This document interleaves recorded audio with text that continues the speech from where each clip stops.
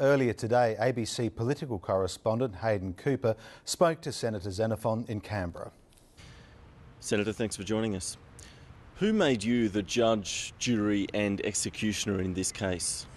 What I've always asked for is for there to be a fair process, and when Archbishop Hepworth told me about the process or lack of it over 4 years, there were some deeply systemic problems with that process. I asked the Catholic Church, in fact I think I pleaded with them for there to be a process in place for the person in question to stand down pending an appropriate investigation. They chose not to take that path.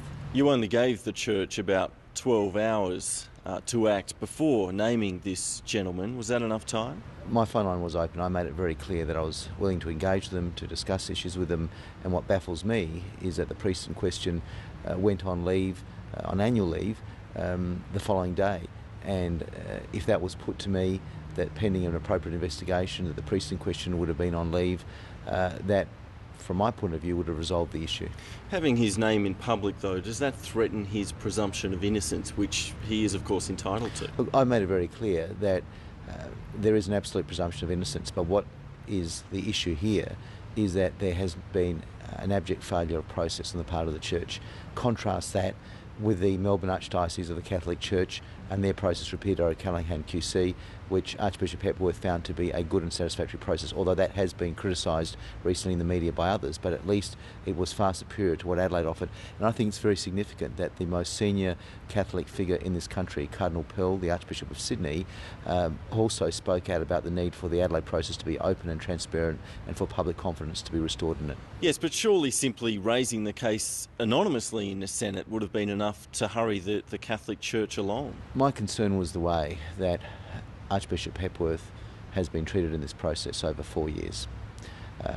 The correspondence that I've seen, the documents that I've seen indicate a failure in process, that there has been a failure to appreciate the issues at stake, the fact that the allegations involve 3 priests, the fact that there was a process in Melbourne where certain findings were made in relation to other priests involved.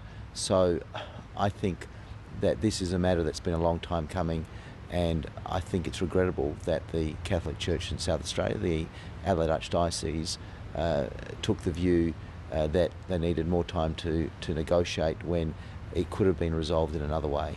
Now, if all of this leads nowhere, if nothing happens, will you stand up in the Senate and apologise? Well, I don't have reason to apologise for saying these are matters of a failure of process. I think there's more than enough evidence in relation to that.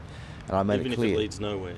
Well, I don't think this will lead nowhere. How can it lead nowhere, given what has occurred? But you've said he's entitled to a presumption of innocence, yet now you seem to be saying fairly certainly it will go so. No. The issue here is always one about process.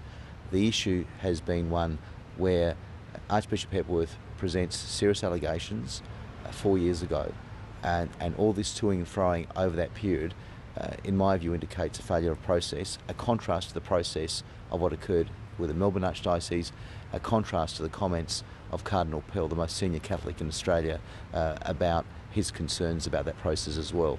The resignation of David Capo, is that what you wanted? Are you pleased No, with that? I didn't. No, it's not a question of being pleased at all. I asked for a review, not a resignation, and I do acknowledge the good work that Monsignor Capo has done over the years on the Social Inclusion Board, and that needs to be acknowledged and respected. I thought it was appropriate that the government reflect on his appointment as Chairman of the Mental Health Commission, given the matters raised by Archbishop Hepworth last weekend, and there is no criticism of the government, the federal government, for that appointment, because they weren't to know, they didn't know what has only been in the public domain for the last few days.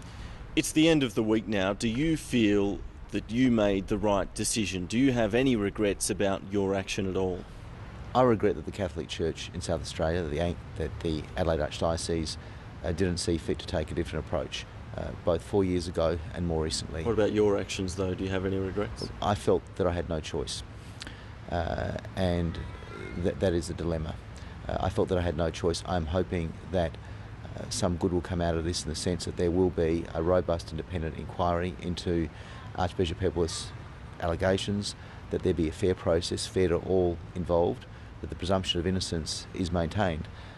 But I think that the Catholic Church's approach on this in Adelaide, contrasted with what other church leaders have said around Australia, is something that needs to be reflected on. Senator, thank you. Thanks, Hayden.